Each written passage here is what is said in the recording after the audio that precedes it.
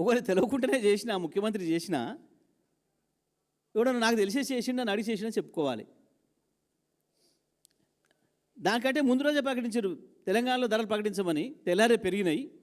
మళ్ళీ ఇవ్వాలి నిన్న అయిన స్టేట్మెంటు నాకు తెలవకుండా పెంచారు మళ్ళీ పెరగనియను. అసలు మాటకు చేతకు పొంతన లేకుంటుండ్రు.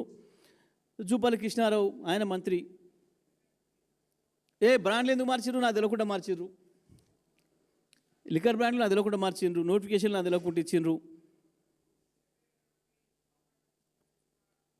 తమిళనాడు కాడి నుంచి వెళ్ళి ప్రాణహిత వచ్చి ఇక్కడ కలిసేటప్పటికి నీళ్ళే కొత్తగా చేరవు. ఎక్కడెక్కడికి వస్తాయో చెప్పుర్రి. అసలు అది ఎక్కడుందో తెలియదు మేడిగడ్డ, అయినా మాట్లాడేస్తారు.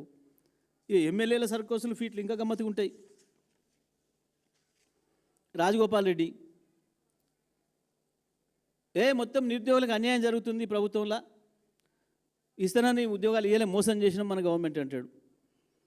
మళ్ళీ తెల్లారే